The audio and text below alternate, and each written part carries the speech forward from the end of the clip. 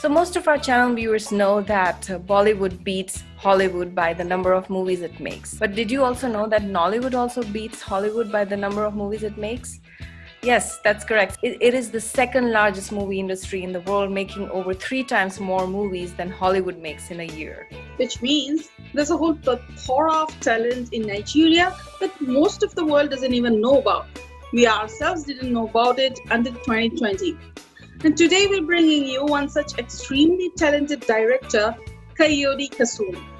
He is one of Nollywood's highest grossing directors and he's called the catalyst of change through films.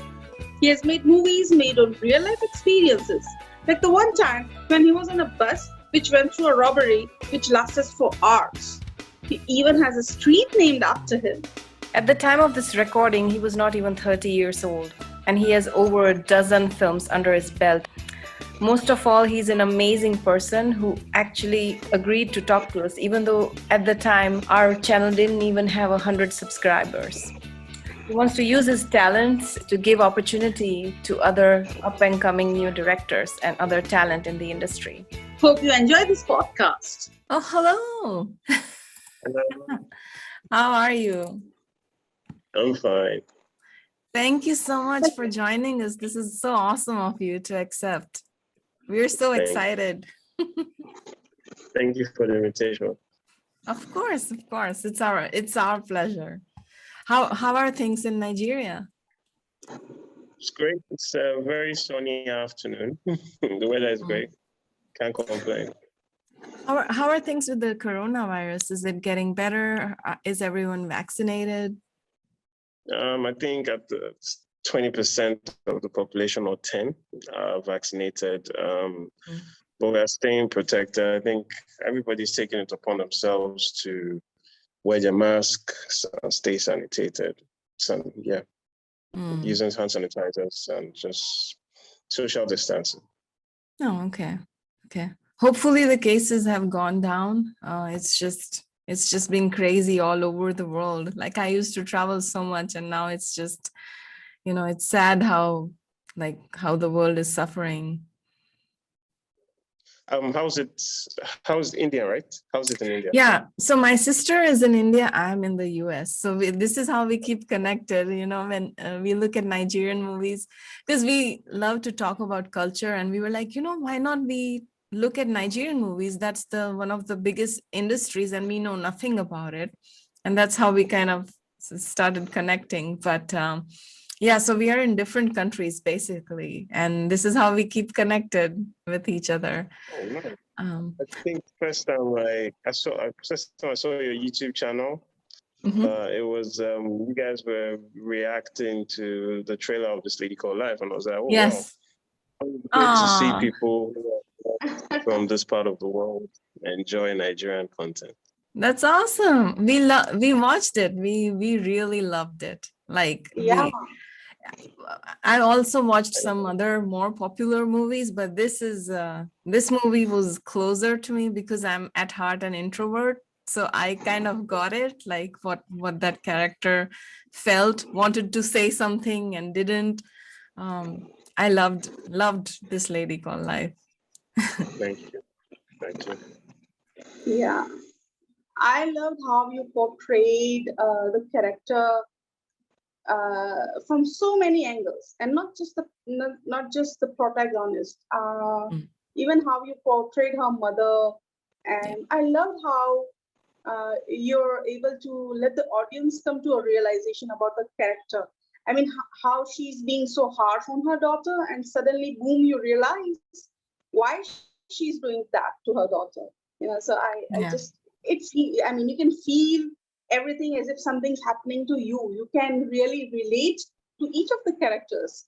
And that's really amazing for me. Beautiful movie. I loved it.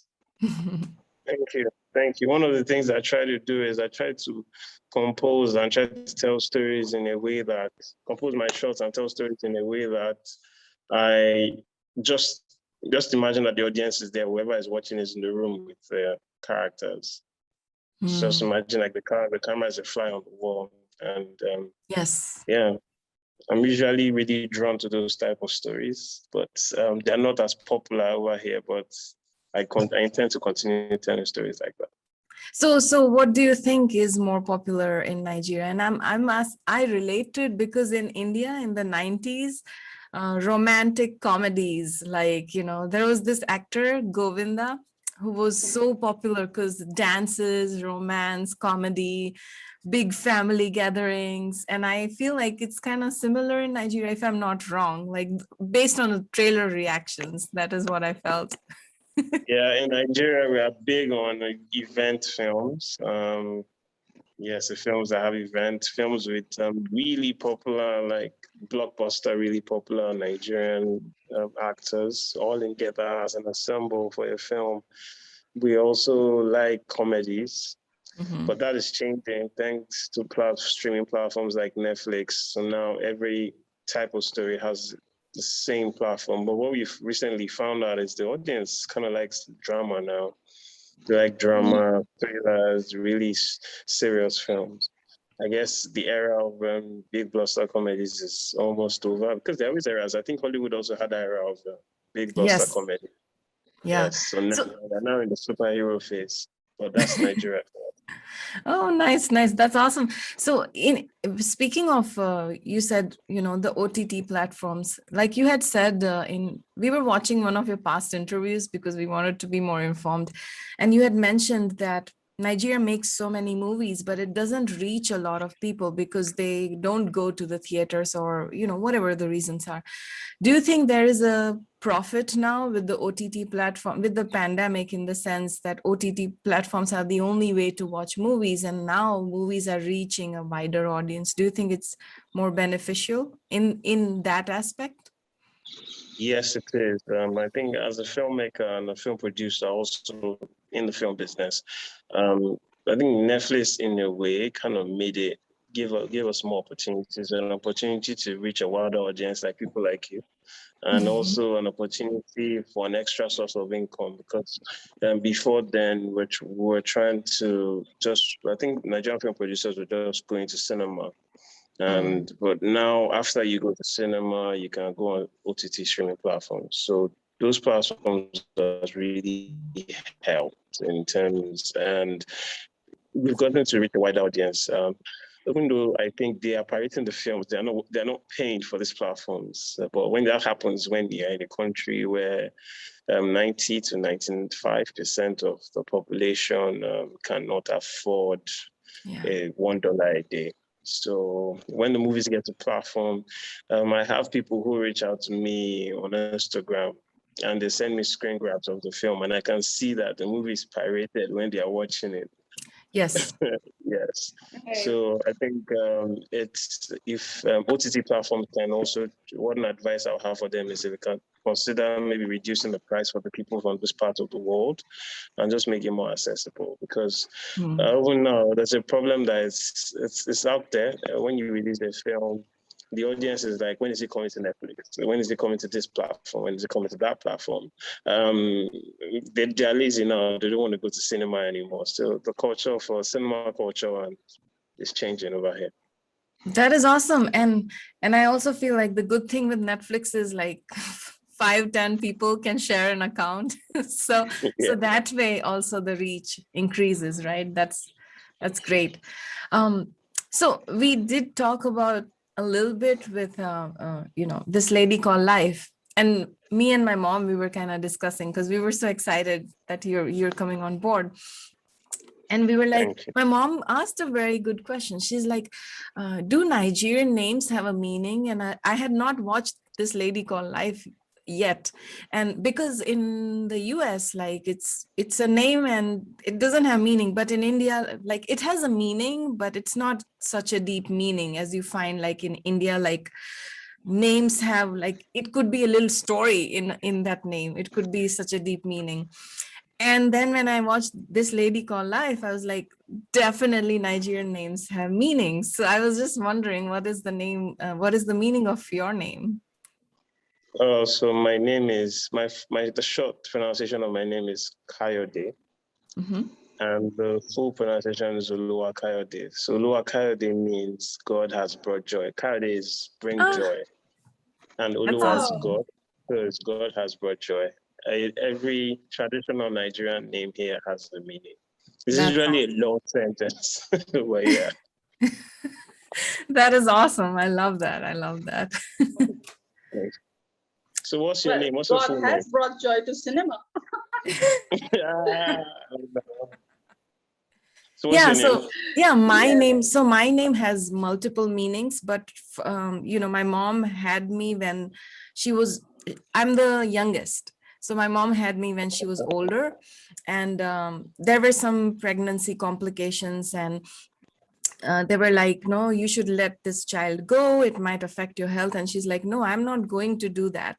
And based on that, like, my name means fortitude, strength. Like, she carried on with me and gave birth to me, even though her life was in danger, giving birth to me at a more of an older age.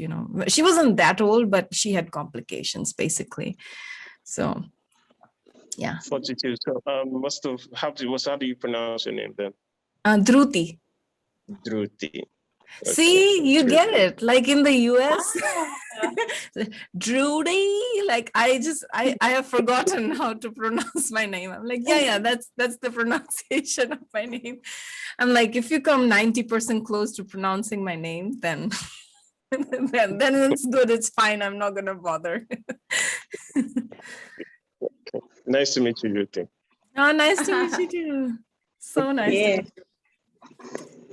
So in India, like, growing up, we had a professional pressure to go into the science stream, like, that kids were like, hey, you got to study science and maths because you want to become a doctor eventually. Is that something similar that you face in Nigeria? And what was your story? Like, did your parents ever pressure you, or did they say, hey, Kayode, just go and do whatever you want to do? So in Nigeria, it's 100% the same. Yeah, but so I always wanted to. My dad was an engineer, so I always wanted to be like my dad, and I always tell him I want to be an engineer like you. So I tried, and I just had every time I was in class, I would have headaches. And I was like, no, I don't think this is for me. And one thing I was really passionate about was film. So I found a way to still try to study engineering and still be doing films. So I was kind of shuffling into schools at the same time, but one just won. So I just stopped going to the other school, and it's been film ever since. So from the school time, you knew you wanted to do that, or is it a later, you were just interested and later you realized that, yeah, this can.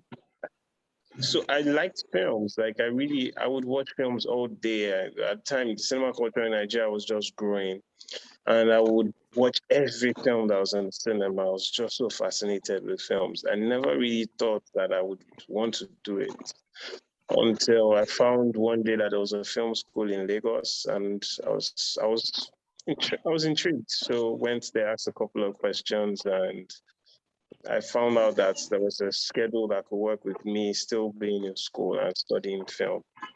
And I can remember the first time I went there, I just didn't want to leave. It was an experience to actually think that this was possible.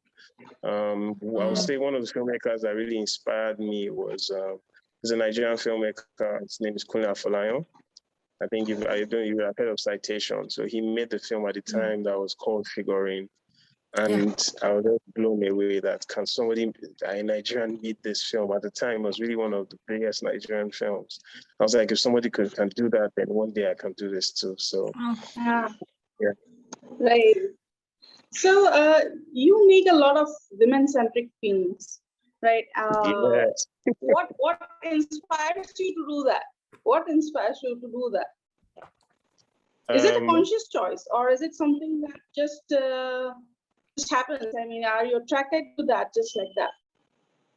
So this is the first time I'm going to say this. I always try to channel my mom through my films because my mom's story is kind of like it's a really tough story too. So she's been through a lot, and every time I'm trying to tell stories, and I have my character, and I'm writing, and I'm trying to write the story idea down. I have the character that I want to write about. It always has a way of just having some parts of her story into it. So I was the firstborn, and anytime in the family, my mom, and she really didn't have a lot of friends. I'm an introvert too. So so as the firstborn of three, I was the person that she was always talking to. And she would tell me about things she did while she was in school, things she did, how her day was. I was the only person she was talking to. So I was kind of raised, part of my life, I was raised by a single mother.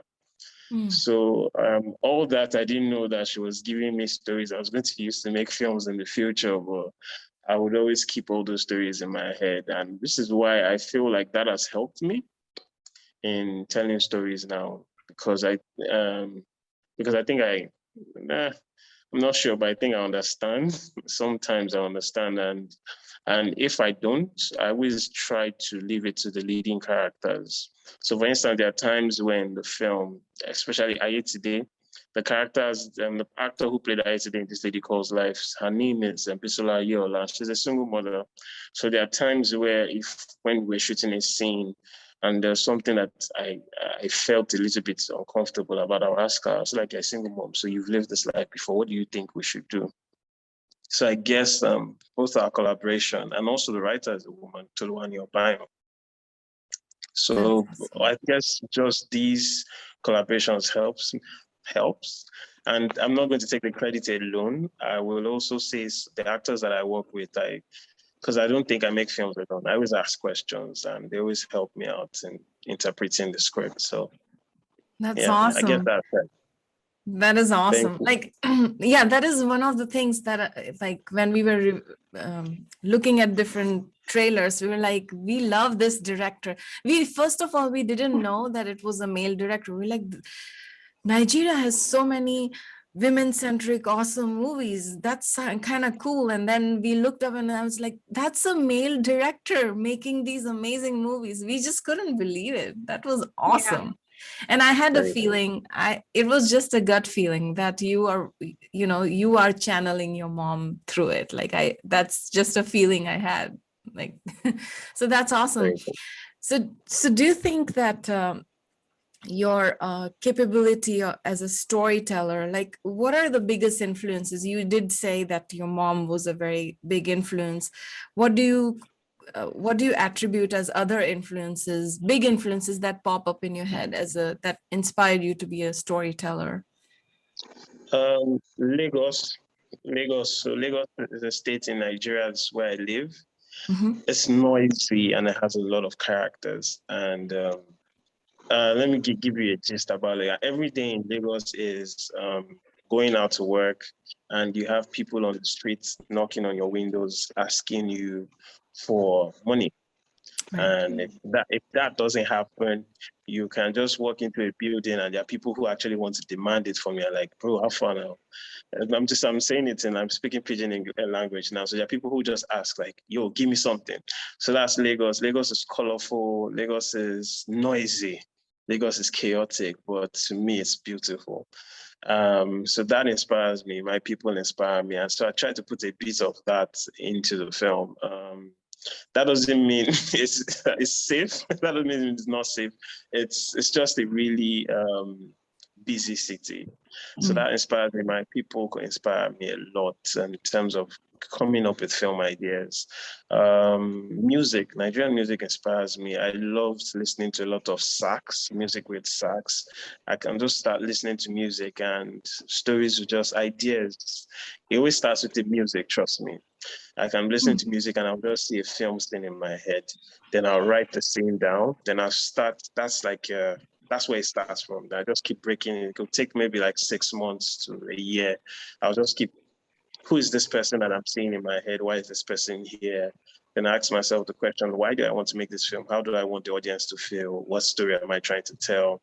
Music helps me. It always starts with a particular music. And throughout the process of making the film, from writing to all the way to shooting to editing, I would always listen to that particular song until like I'll probably listen to the song until it's not interesting again. then I'll pick it up again and keep listening to it. So I don't think I can understand how, but yeah, that's helped me.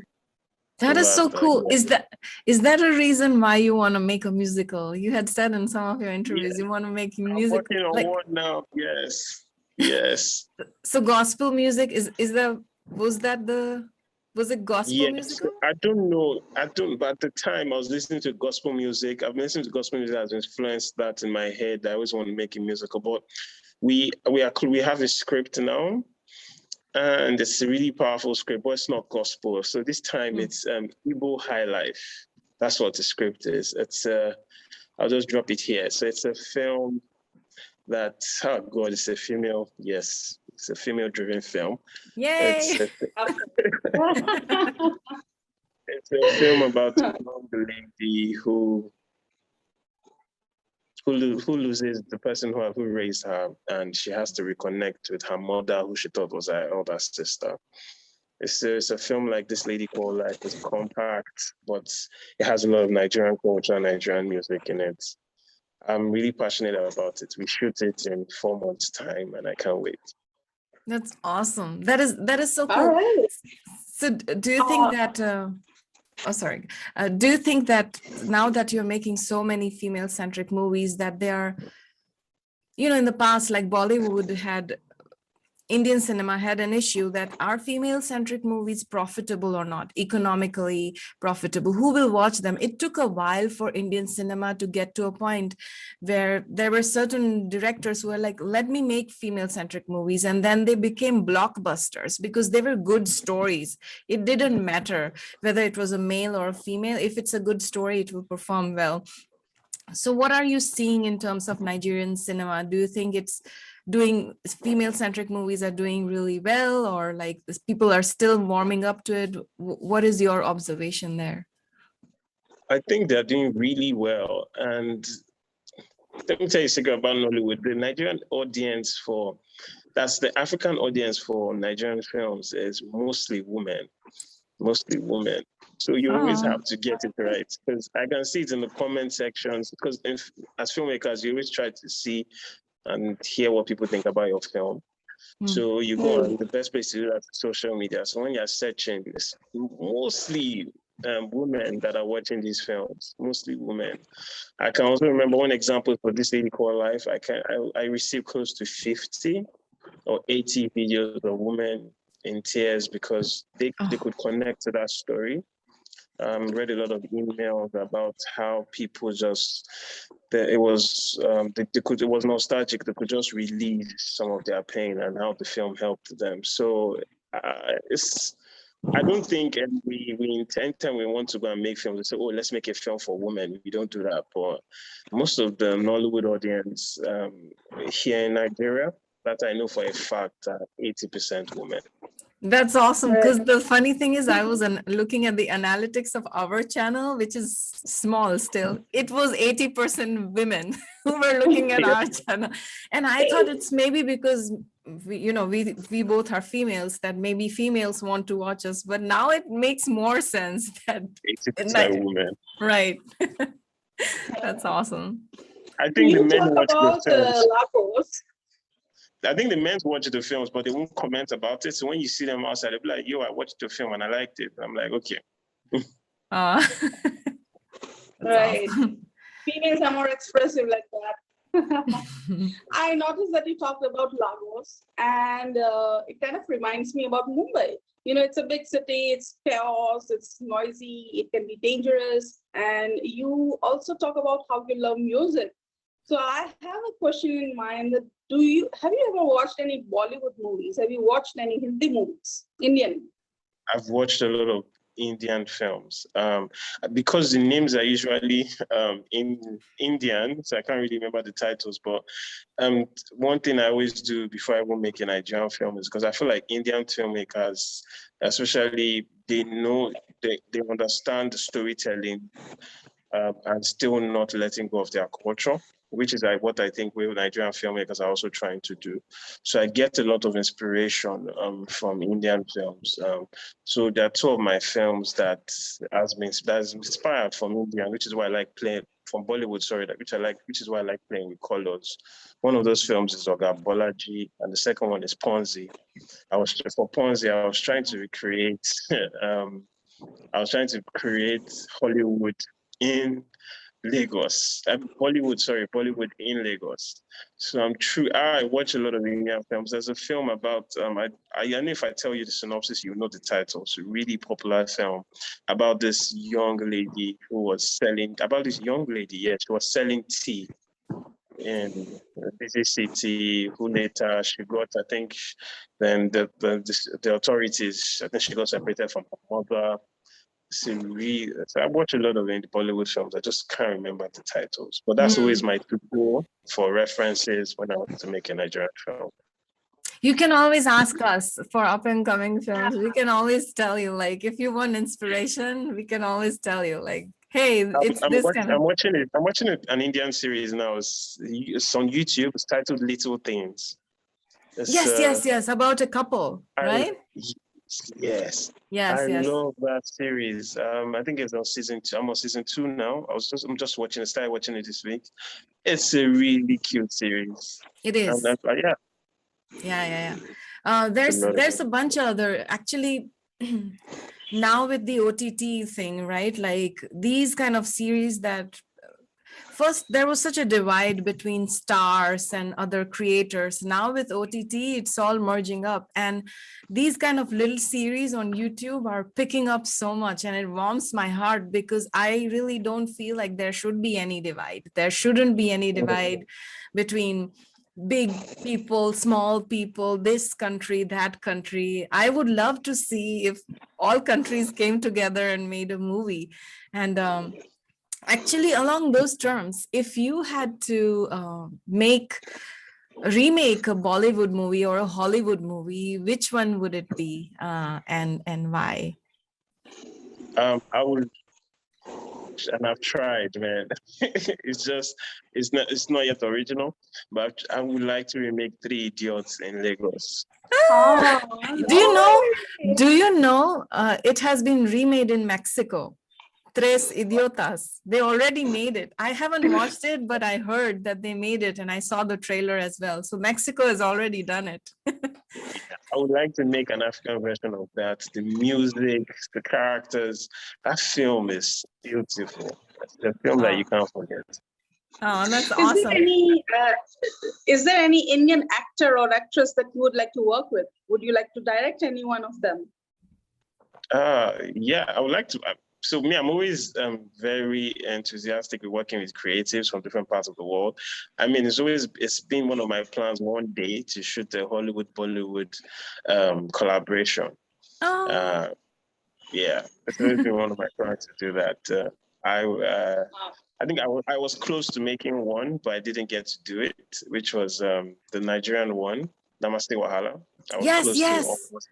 We saw that. Almost directing it, but I didn't get the job.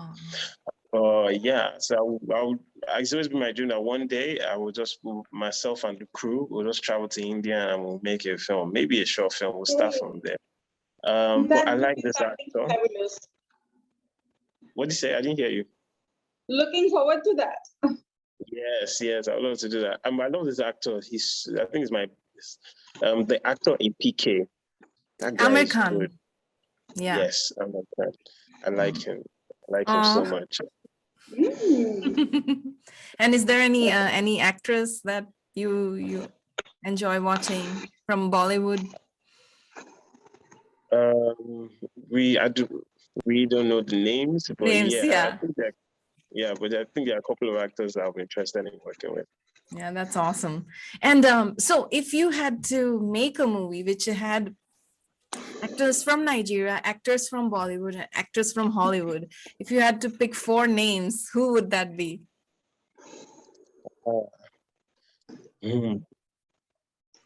So tricky question. Very tricky question. Very tricky question. I would pick from Bollywood.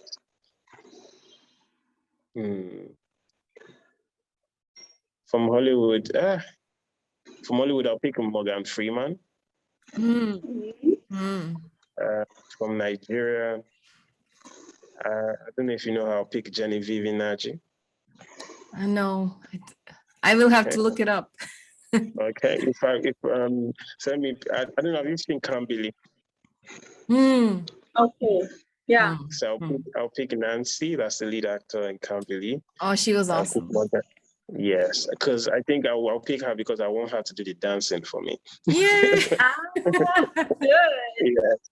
And I will pick for Indian because I don't know the name. So it's going to be the actor from PK. Americano. Yes, I'll find a way to fix the love story in there because Indians love romance and Nigerians love romance. So that always works.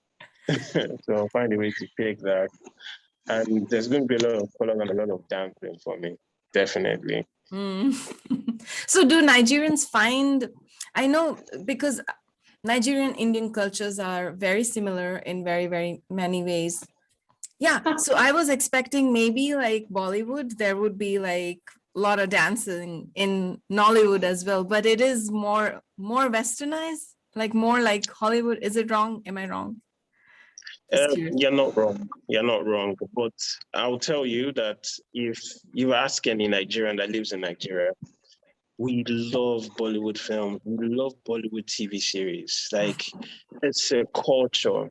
So there's this channel on local TV. It's called On TV. And every 4 o'clock, it's very hard to see women outside, or it's very hard to see families outside because we're watching a particular Indian show that shows for 1 hour. Like, we love Bollywood culture. We love Bollywood TV. It even gets pirated to see these little DVDs that they sell over the streets in Nigeria. Oh, wow. It's there's a whole channel over here that shows 247. That's Indian content from Bollywood. And everybody watches it. Like, it gets to the point that there are Nigerians who are making TikTok videos speaking Indian or speaking, they're speaking Hindi.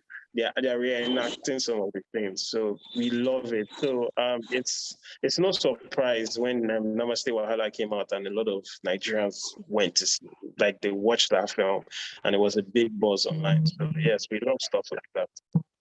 So that was commercially, I suppose, viable for Nigerians as well as Indians, and showing that integration between two cultures, that's like a very commercially viable project, basically. Yes, it was. It worked, man. It worked. It worked, and I can't wait to see another one, man. I hope that there are more collaborations like that. That would be awesome. Yeah. And that way, like even our friends in India saw that, like when we talked about it, they were like, let me see what this is about. Because in India, like we know there's a lot of Indians in Africa, but we don't know much about it. We like one of my childhood friends, she went to Nairobi because some of her relatives had businesses there, but I didn't know much about it, what that life is like, what is that integration like we didn't see much of it. So for me, it was interesting to see that it's so normal, like there's just so many Indians already in Africa and it's just so integrated that I really liked seeing that. Yeah, it is. Like, I can order for Indian food from my phone. There are like 3 Indian restaurants around where I live, where I can order food from. If you go to the big store and you want to, there are Indian spices. Like, there's a whole section for Indian spices. So yeah, it's even in cinema. Sometimes in the cinemas bring big Indian titles that are still showing in cinema in India. And when you go to the cinema, you can see Indians in Lagos want to see those films. So it's a big, I think we're all connected. And from what I know, I think there are Africans that have Indian heritage in Africa too. Yeah. Many ancestors, like their parents, grandparents went there for businesses, and especially during colonization by the British, there was a lot of, Indians being sent to Africa and so on and so forth. I think that's where that comes from. So they are technically, obviously, Africans, with Indian ancestry. Yeah, you're right. And so you did say how you observed a lot when Lagos is such a busy, hustling city. Do you attribute that observation powers to you being introverted, that you are a better observer? Like, what are the pros and cons of being introverted in this profession? Because I'm asking because I'm an introvert and I might not seem like one, but you know, I had a very hard time coming into the into the professional world being an introvert and then having to open up, and it took me time to get to a point where I could speak my mind easily, you know. Yeah, it's been at first for me it was difficult because I was in an industry where sometimes when I tell people I'm an introvert, they'll be like, "You're a filmmaker. How can you be an introvert?" It's still, let me tell you one thing I still do. Anytime I still want to tell my actors what to do on set, I whisper it in their ears. I don't let, there's still a part of me that's still very shy. So I don't want people to kind of hear what I'm thinking or to hear my thoughts. So I whisper to one actor and I whisper to another actor. And I think it was one time on set I was working and one actor was like, "Let me hear what you're saying." I was like, "No, I'm coming to you." So it's a bit difficult. So I personally have to pick parts of me that I want the world to see, or I want people around that I feel safe with, that I can let people know. I guess as introverts, sometimes we're always selecting which part of ourselves we want to let the public meet. So Right. yeah, that's Right. why you see some people. Yeah, so I can never, like one example in everyday life, I can never dance in public. That's not going to happen.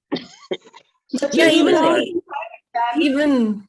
even shouting is hard, right? Like as an introvert, if someone tells me shout, I'd be like, ah, that's it. Then nothing else would come out. I think I've overcome that personally because you can't make a film and not shout in Lagos. So I'm comfortable with my shouting now, but I'm not comfortable with shouting everything I'm thinking. I'll just shout the basic stuff. Yeah. So the other question was like, you're still very young, right? You're not even like in your 30s yet and you're directing. So have you ever thought like, what is directing something have that you always want to do, or do you think growing older you would want to do some other stuff other than directing? Like, what are your plans? Um, right now, I am beginning to dip my foot bit by bit into producing. So one thing is, as growing as a filmmaker, I never really had the opportunity. It was really difficult to get the opportunity to get people to invest in my ideas. And in growing up, I always wish that I wish that the young filmmakers now had the opportunities that I did not have. People to take a chance on them, just like somebody took a chance on me for Sugar Rush. So I am beginning to I want to, in the next coming 5 years, to be able to tell stories, to be able to help young filmmakers who are passionate about their stories, help them tell those stories. I'm starting one, and it's a web series that has, I think, just 7 characters, something like Little Things. And it's about a couple. So I am producing that. It's a young filmmaker. His name is DG. He's working on it. And it's a step for me. Let's just to see how, if I can do that. And in the next 5 years, I intend every year to make 2 films with new and upcoming storytellers. So That is producing awesome. is next on the list. That is awesome. Maybe you can open an academy eventually, and there would be a lot of filmmakers. That is what my sister actually thought of. Like, you should open an academy. Like, Maybe, Yeah. maybe. so I know you have also directed a web series, and obviously everyone knows you have directed movies. What is the difference between directing those two different formats of content? So for the web series, I think it's the same. For me, I Okay. always try to, for me, one thing I try to do is always believe in my main characters and their story. If it's somebody that's trying to build a restaurant, or somebody who's trying to marry the love of her life, or 3 sisters who are trying to travel out of Nigeria, I always tend to just fall in love with, I always tend to just believe in it. I close my eyes and I just try so hard, and I try to picture my characters in everyday Nigerian life, and I start from there. So I usually, because I think as I've grown and I'm building an audience and people look out for my films, I always try to not dwell on that a lot because that can put pressure on me. I'm like, oh, these people don't like this, so let me do this. And that in recent times, I've tried to make a film for the audience that didn't work. So I've noticed that if the audience likes some certain type of my projects, because I was telling the truth, I'd rather just stick with that. So every time I'm making a film, I just try to tell the truth and I just believe in my main characters and not think about where the project will be played. And it's great. I really feel inspired because if I'm talking to two people, from one person in the US, and I don't know where Shuri is from. I don't know if Shuri is in India. She is in.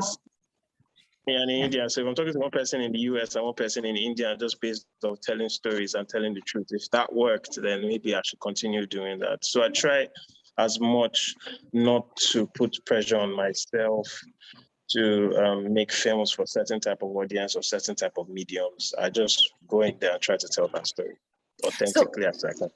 That's an interesting thing you said, because in one of your interviews, you had mentioned that you almost gave up on filmmaking when I think one of your films Oga Bolaji didn't. That did well, if that didn't work, he would have let go of making films. That's what I saw in one of the interviews. And then you changed your strategy. You mentioned that you should do what people like, but also not go too far away from what you like. So it's kind of a balance between the two, right? As a creator, like, what are your thoughts on that? Because I have this one channel, but I also have another YouTube channel that I'm trying to grow. And there's multiple advices you hear. People are like, if you're making something that no one wants to watch, it's not coming in the search terms, then don't make it. But then I'm like, but then that is what I'm interested in. So what is the good balance? How do you find that balance? So I made a film that had mixed reviews, and that film was a balance of me being myself. I like real life dramas. I like authentic dramas. I love underdog stories. I read books that have underdog stories and people, and characters traveling through different worlds. I love that. That's me. That's Kayode Kasum. That's me. And those are the stories that I know when I tell are going to be so fantastic. But because I'm an introvert, there's always this doubt in my heart. I think, for lack of a better word, people call it imposter syndrome. That says people won't like that. You try to be logical with your art, but right now, from where I stand as at now in my life, I'm doing stuff, and I found that it works. I'm doing stuff that is authentically for me. Authentically represents me, because I will find that even the Netflix numbers from the films that are authentically myself, they are really up there. And and I know sometimes as human beings, as creatives, we might be weird and we might feel like what we like, people don't like it. But the truth is, people will always gravitate towards something that is authentic. Even in YouTube, I think there are people that you just love their content and you don't know why. That's because of the authenticity. Right. Yes. And for me, I think I took a pause from making films and I just watched my projects and I was like, I think I just want to do me now. Hopefully that works. Fingers crossed. That is awesome. Actually, I think there is a strategy there. Like I'm talking in terms of YouTube. There's a lot of YouTubers who did the popular thing because they wanted to be known, right? You won't get out in the world if no one is searching for your content. So they did what was popular, but then they pivoted to what they liked. Once people knew who they were, they built that credibility, then they pivoted to doing whatever they liked. And even Oprah has said that. Oprah used to do the Oprah show, but then she retired after many years, and then she started doing Super Soul Sundays because that's where her heart and soul was. So I think that might not have been intentional, but many people take a strategy that let me do what people want to see, and then once they know who I am, then I'll do what I want to do.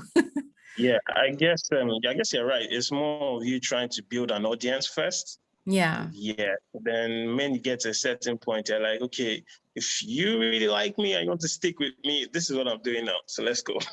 Right. Yeah. But then at the same time, you're right. You can't be completely doing something that is so against you, right? Because people can see through your authenticity. So you have to find something that they like, something you like, and build it, and then go to where your heart desires. But you can't be completely fake. Like you can't be like, hey, welcome. And then you're an introvert, and it will show like, oh, what is wrong with her? It's gonna be so weird. Exactly. Right. Okay, I read that Guardian Life has called you a catalyst for change through films. And you have so many awards under your belt. You are just so young as yet. So, what is your comment on that? It's great, man. It's great to because I kind of went through a lot of challenges to make films and took a lot of sacrifices, and it's great that I am on Guardian. Like, first of all, that's like mind blowing. Um, but man, as I go out in the world and I'm in film, I am at filming events. I meet a lot of young filmmakers who walk up to me and say, "You inspire me, and because of you, I want to do what you inspire me every day, daily. I'm inspired by your work, and I want to do this." And that's what I wanted for myself. A lot of young filmmakers, a lot of great filmmakers now in Nigeria and Africa and the world inspired me to get here. And it just feels good to know that I am also a medium of inspiration for other people. Um, Also, not just filmmakers, I really want to make films that will make people feel alive, make people chase their dreams, make people want to stay, to live one more day on the planet. So, I mean, that was always my intention. And for that to gradually start happening, I'm happy. I hope that I can continue to do that on a larger scale and reach more people around the world. Right. So in terms of filmmaking, actually, I had a question. You had said in one of your interviews as well that sometimes you're trying to make a serious movie and then it comes out to be a comedy unintentionally. Like, can you elaborate on that? I was very intrigued by that. So it happened on Sugar Rush. Sugar Rush is on Netflix. Sugar Rush is a film that was my kind of like my first big budget blockbuster film. So I was very serious on set. I was squeezing my face, and I was and while I was making the film, when the actors would do something that was funny, everybody would laugh, but I didn't hear their laugh. I was very detailed that this had to work because if people see this film, they will know that I can make films and I'll get more opportunity to make more films. So I was very serious with that film. And like I remember so in my head, like I said earlier, the mission was what the main characters were going through. And I stuck with that. And the first time we went to the premiere, I can remember when somebody said you made a good comedy, and I was like, oh, I didn't want to make a comedy. So I looked at the producer's face, this Jadi Oshiberu, and she was smiling. She was happy. I was like, okay, looks like we're making a comedy, and it wasn't for me. For me, all those things weren't enough fun. I still watch them today, and I'm just seeing all the work that went into making everybody believe in what we were doing. But I still don't see it as a comedy because it wasn't intended to. But still, it's still one of the strongest comedies that I've made, and yeah, still will make a film like that one day again. So do you think it's the flavor that the characters naturally took organically that made it a comedy? Yes, I think. And also there's always something magical about film. You set out, like with This Lady Called Life as an example, you set out to make a film, but you don't know how big it will be or how it will touch people. And that's it. You, as filmmakers, you don't know. You always just try to make sure that you do your best. And yeah, like, hey guys, and you just this is what I do. Sha. When I make a film, I make sure that I try my best to make it perfect as it can be. Then I go and hide in a room to wait to hear what you think about it. So there's always something magical about the actors and the characters and the energy in a room for different types of project. And that magic always seems to find its way to the screen. And that set was magical. And yeah, I think a lot of people really like the film. It must be amazing to see, like, because, my only association is like writing a blog or creating a video. Even like we have a normal day and then we package it up and it becomes this funny video, which I was like, this wasn't supposed to be funny, but I do it on a small scale. But you don't know, you're making it, but you don't know what it's going to become. Almost like it's its own creation, right? I think as creators, I want to ask you, after you make your video and somebody watches it and they place a comment, or you give a friend to watch and they tell you, oh, I like this part, that was funny. I think you always go back to that part and you're watching it like, this part? Yeah. I think so. Right. And you're watching it and you're watching it again and again, but you don't. Yeah. I had somebody tell me something about my film, and I think it was at a film festival, and a filmmaker who I respect told me I make films like Israeli filmmakers.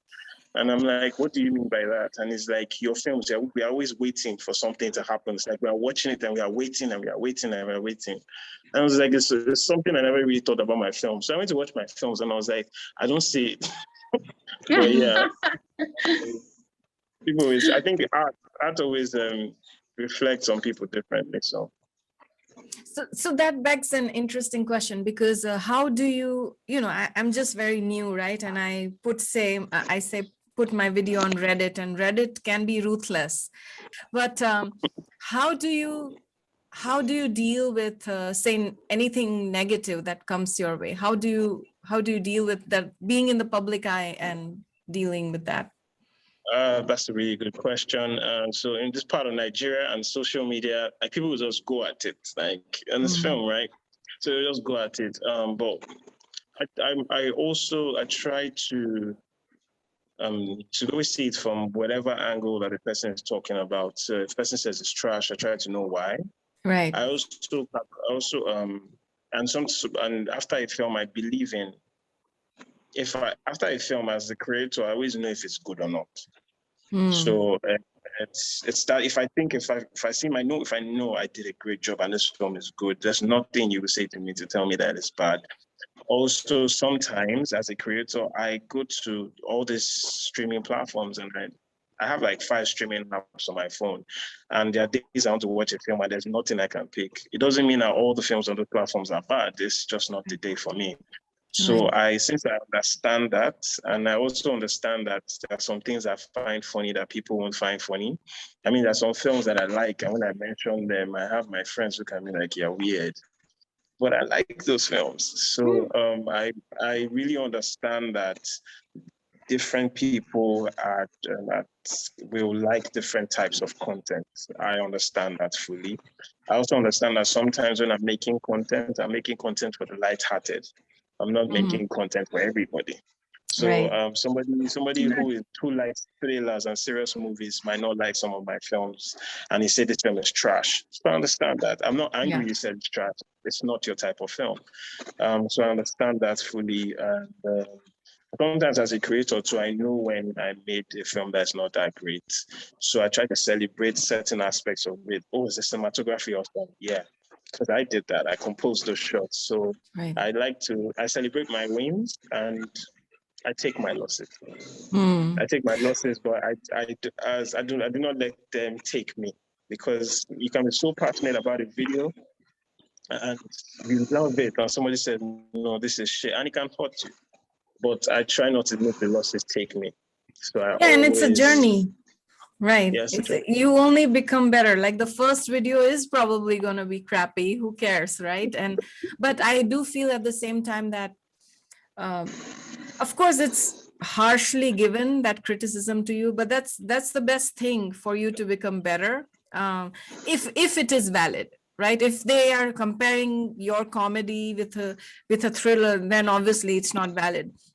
But sometimes it's very, very valid, and objectively looking at it, at least that's the approach I'm taking. Okay, why did you, and then when you ask them, why did you say that, then they are calmer, then they're actually explaining to you. Before that, they're like, give me back my 3 minutes of my life. It's like it's just like it's interesting. But also, people who hate on you, sometimes you know that they watched the entire video to hate on you. Yeah. So sometimes you get some comments about, so sometimes you get a comment that, oh, this character shouldn't be wearing this. But I'm like, oh, okay, so you watched 2 hours of this project and that's the only thing you could come up with. So sometimes some people are not just okay with good giving compliments, and it's fine. Right. And I do think like being a little older in my case helps me, because if I was very young and facing that, I'd be like, why are you saying that? You know, some kind of maturity helps there. I think the first time I really got a bad review, it really hit me. It did hit me. I was like, I'm not making films again. And now just thinking back to myself saying those things, it's funny because I intend to do this for a very long time. So I'm probably going to get a lot of those, and I'm okay with that. I'll try to keep getting better. How old were you when you got that review? Oh, I mean, 24, 25. Oh my gosh. Probably that is so young. Yeah, probably very depressed for like the whole, maybe a whole month. I was like, this is what I want to do, and I don't know how to do it. But I guess, as like you said, when you grow older, you become, you have, I think as a filmmaker and as a creator, you always have to be okay with bad reviews. Right. I would say do not run away from them. Just always try to evaluate, where is this person seeing this from, and next time be better. Right. If it is valid, by the way, valid, I'm telling you guys. Don't compare comedy with a thriller, just saying. So in terms of filmmaking, how do you think, what is the purpose of Nigerian cinema in terms of societal change, you feel, or just, impact on society? For now, I think Nigerian films and for entertaining, impact us entertain and release Nigerians off stress. Yeah. That's one. Two, I would say is we try to add a bit of social commentary in our films, kind of talk about where we are now to people.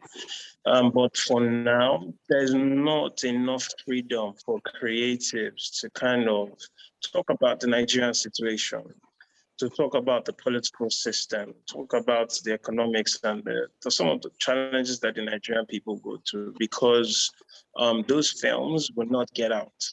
I think it's part of, I would say it is something that's been happening when Nigeria was in the military regime, but there's a system that is still here. So there's a body that always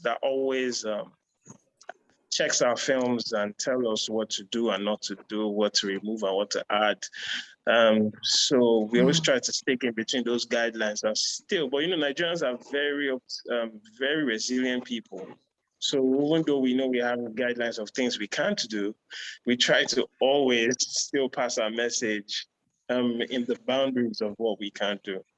I think it will change over the years now that our films, we always talked about how great we are as Nollywood, but now that our films, like more people are watching our films, I think that those boundaries are beginning to be lifted gradually. So, and that's how you want the films to evolve, right? Like having more freedom of speech and choice and, telling whatever stories you want. Yes. I do have a question. Yeah. Do you ever plan to come in front of the camera? I mean, you're being a filmmaker, you have been directing, but do you ever wish to come in front of the camera? One day I will, probably for one scene, but I'm too shy for that. No, I don't think I'm too shy for that. I usually respect what the actors do, man. I can't do it. I'm too shy for that, but I'll try it one day. I'll probably play a cameo one day. Right. It is not uncommon, right? For Niger. Yeah, like I think Toyin Abraham does that, right? She has also directed and been in front of the camera. So there might be a role, who knows, you know, maybe it's a shy character and you can play it. Maybe. Fakaka will probably be covering his face. Covering his face. So I was thinking, how about we do a fun rapid fire round, like rapid questions. Okay. Okay. So first is one thing you'd like to change about yourself. Take breaks. That's good. Okay. Describe yourself in 3 words. Resilient, optimistic, always happy. Oh, that's awesome. I like. So if a biopic was made on you, what would you like to call it? Kayode Kasum. Your biggest fear? Failing, making a bad film. That's a lot of pressure. A lot of pressure. Your favorite binge watch show? Friends, Sopranos, Lord of the Rings. Oh, wow. Yeah. Nice.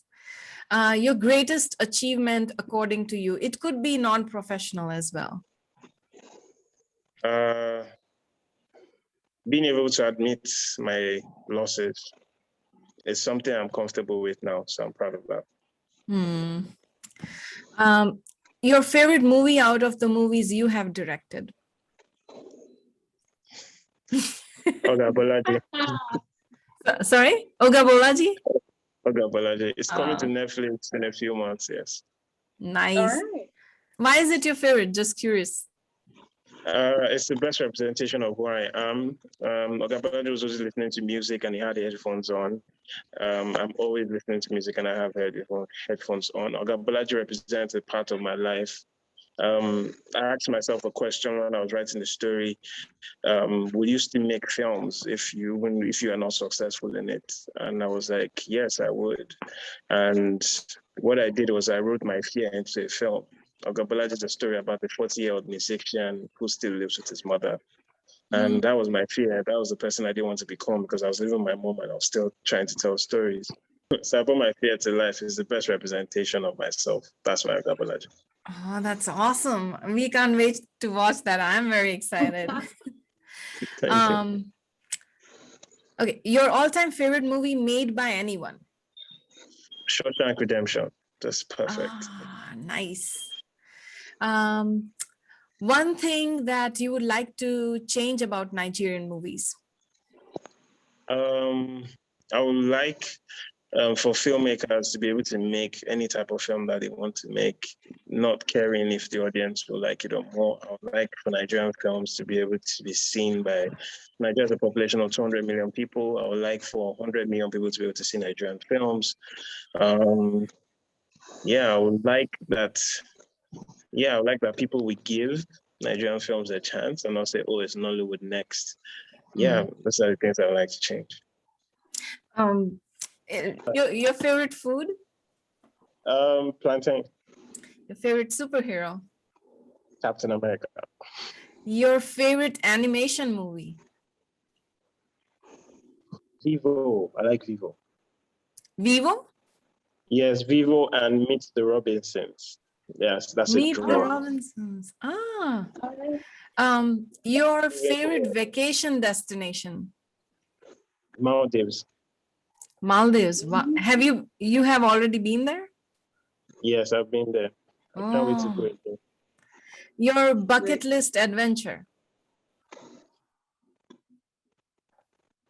Walking in the desert of Egypt. That's one. Driving the topless car in Brazil. Mm. Directing a Hollywood film. Ooh, that is Yay! that is, I love that you said it's an adventure. How awesome is that? Lovely. Your favorite Nigerian actor? It's a tricky one. Very tricky, but I would say Efa Iwara because he's so versatile and he lets himself go to any character that he plays. Efa is the guy who played Obina in This Lady Called Life. Okay. Oh, the was it the dad? No, the guy with the camera. What? Oh, Okay. oh, I loved Right. him. He was so awesome. I had a crush on him after I watched the movie. I'm like, this is the kind of man one should have. He was amazing. He's amazing. He's an amazing guy. Yeah. Your favorite Nigerian actress? Favorite Nigerian actress. This is really tricky. Mhm.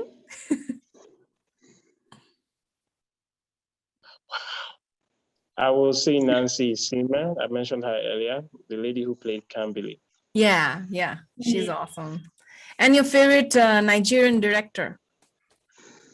Whoa. Other than yourself. I'm going to keep it. Can I call two people? Sure. So I was Kemi Adetiba, Nda Afolayan, and I'll put one more person there, Jadi Oshibere. These three people, I like their films. And if you were not a director, what would your alternate career choice be? A cook, I'll be a chef. I love Oh, Yay! All right. All right. that's Yes. why this lady called life is so close to you, right? I love food, yes. It's always been close to me. Right. Do you like animals? Do you have pets? Yes, I have two dogs. Yes. All right. That's That's good. so cool. I used to have a bird as a kid, but yeah, as a kid, when you have pets, they always run away. So. Oh. Well, I think those are all the questions I had for the rapid fire. I really, really we really appreciate you taking the time and talking to us. This is you're so awesome. Like, we are such a small channel and yet you agreed to talk to us. Like, that's amazing. That just shows the kind of person you are. And we are very humbled by that. Thank you so much. Thank you Thanks for a having lot. me there. Thank you for watching Nigerian films. We need more people like you to give our films a chance. Thank you. And if you ever visit the US, you have a friend. If you ever visit India, you have a friend. And if you want song suggestions, movie suggestions, Bollywood suggestions, we can always talk about it. Yes, I will send DMs when I have the questions. Thank Okay. you. And hopefully we meet in person someday. One day we will come to Nigeria and meet you. Whoa, there are a lot of Nigerian fans that are here waiting for you. Yay! Benny, we have to book a ticket now. You have to. Thank you, Kayode. Have an awesome day. Thank you. Thank you, guys. Bye.